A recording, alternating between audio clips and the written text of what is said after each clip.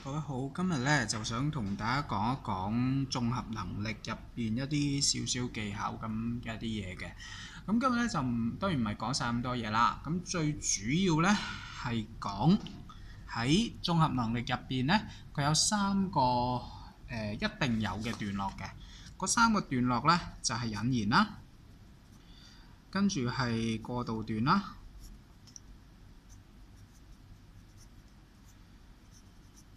跟住第三就自然係總結啦。咁呢，今日主要講呢三個段落點樣寫嘅，而透過寫好呢三個段落，我哋點樣可以喺語境意識嗰度去攞一個比較高嘅分數。好啦。咁要講呢三個段落點樣寫嘅時候呢，我哋首先要識四樣嘢。呢四樣嘢呢，我就叫做語境意識四要素。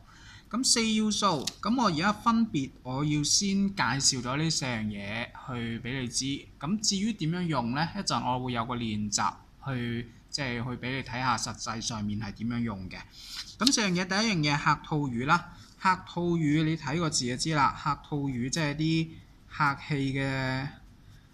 氣嘅説話啦，咁入邊佢包括四樣嘢嘅。第一樣嘢叫自我介紹，自我介紹就譬如講話你好，我是。咁如果收信嗰個人係你長輩嚟嘅，咁你當然要講晚輩是。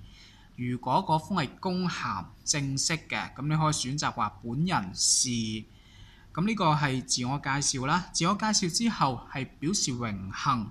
即係譬如我講話，今日我好榮幸喺呢度可以同各位去講啲乜嘢。咁你聽我咁嘅語氣都知啦。表示榮幸通常喺乜嘢嘅題材會用到呢？佢通常呢喺嗰個演講詞度會用到嘅。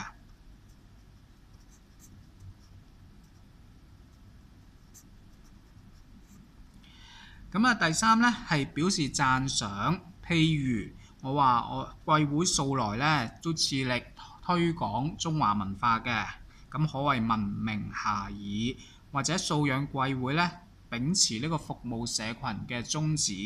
咁表示讚賞呢個喺乜嘢題材或者喺乜嘢類型嘅一啲嘅文件上面會見到呢？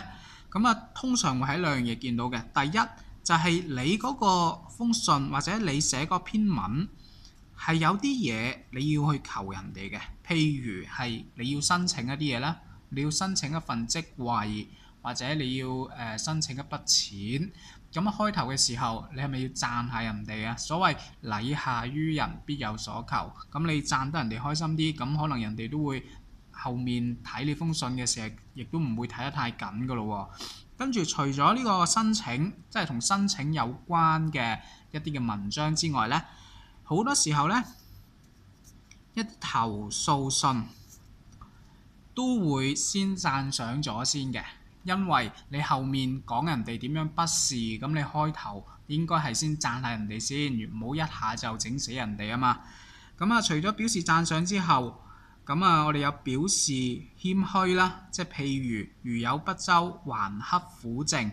苦正即係狠狠地批評，咁呢個係好謙虛啦，即係將自己貶去一個比較低嘅位置，或者講以上乃本人淺見，呢啲呢都可以係表示謙虛嘅一啲嘅説話啦。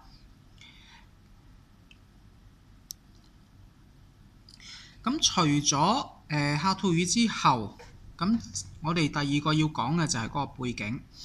背景講兩樣嘢嘅，背景就係話，第一，而家發生緊一件乜嘢事，即係而家嗰個身處嘅時空係點樣，發生緊一件乜嘢事。譬如我話我校一年一度嘅暑期夏令營就將於下月舉行啦。而家佢就講俾你知道發生緊一件乜嘢事。第二，貴公司喺6月4號就刊登咗招聘啟事，就誠徵助理編輯1名。佢呢度亦都講俾你聽發生乜嘢事，但係發生咗呢件事，呢件事可以同你冇關嘅喎。舉個例，我話我哋學校嘅暑期夏令營將於下月舉行，但係你根本如果你唔係呢間學校嘅，呢件事同你有冇關㗎？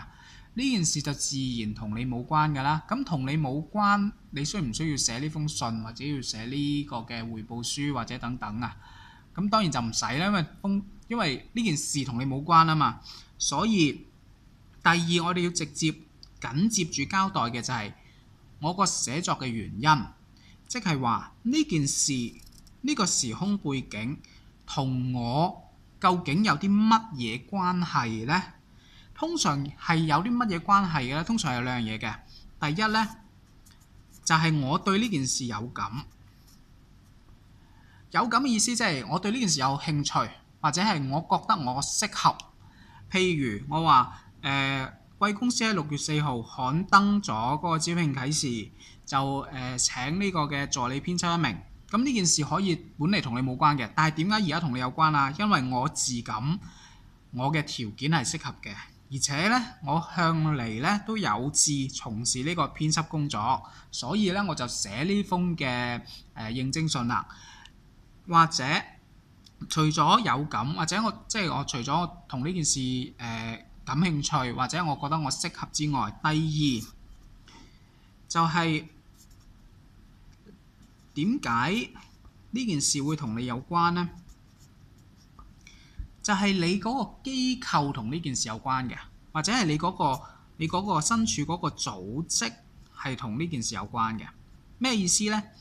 即係話我校1年1度嘅暑期夏令營將於下月舉行啦，但可能你係一個中5嘅學生，而呢個暑期夏令營呢係搞俾中1嘅啫。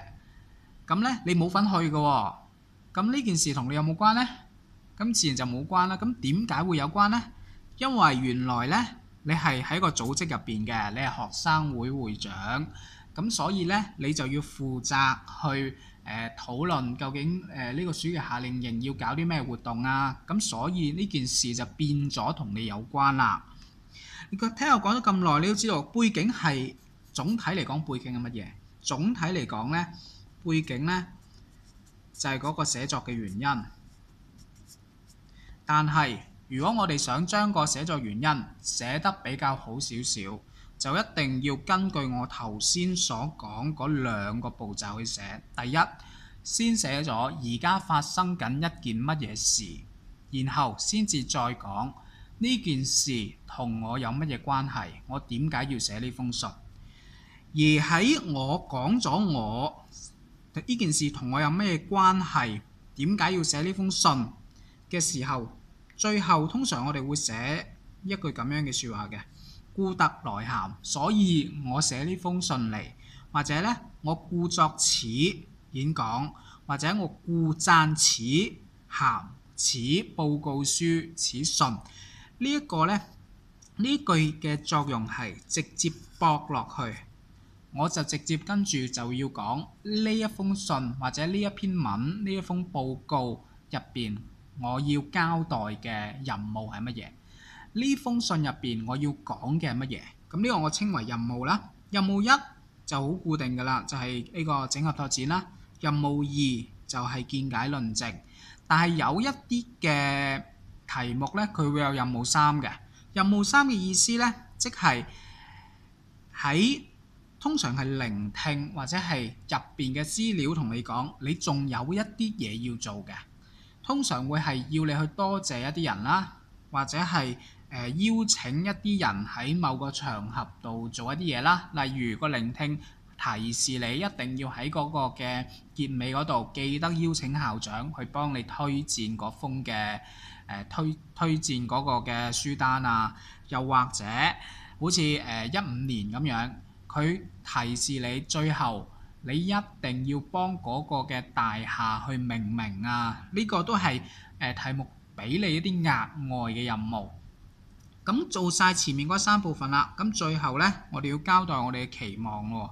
期望嘅意思即係我希望我寫完呢篇文或者寫完呢封信之後，可以有乜嘢嘅預期效果，或者冇乜嘢嘅預期效果。譬如我話我希望呢個活動可以可以啦 ，yes 啦，係咪？可以令到我哋嘅學生嗰個個人成長係更加好嘅，可以促進佢嘅學業嘅。或者我就希望校長你可以接納我嘅意見，或者我希望今次嘅演講可以喚起我哋可能你個演講係關於嗰個虐待動物嘅，咁你就可以講話可以喚起我哋學校入邊嘅學生更加關愛嗰啲小動物啊等等。咁啊可以，咁相反就係唔可以啦，就係我唔希望或者我想阻止一啲嘢繼續發生。就譬如我希望咧同學聽咗我演講之後咧可以引以為鑑啊，咁就唔好再虐待啲小動物啦。或者如果你嗰個演講係講俾一啲嘅吸毒嘅人士或者一啲戒毒嘅人士去聽嘅，咁最後即係你個演講嘅主題係同吸毒有關㗎啦，咁最後你可以講話希望咧各位可以引以為鑑，就唔好再吸毒啦，或者同啲學生講希望你哋咧就唔好去嘗試以身試法啦。咁啊重溫一次，我講語境意識主要係由引言、過渡段、結尾呢三段，佢會睇你寫得好唔好，而個 marker 會俾一個分係關於語境意識嚟嘅。而呢三段點樣寫得好呢？我哋首先要明白四樣嘢，即係我稱為語境意識四要素啦。呢四樣嘢就係客套語、背景、任務同埋期望。咁啊，最主要係呢一個嘅框架。咁至於呢點樣去運用呢？咁我哋一陣咧會有個練習去做一做嘅。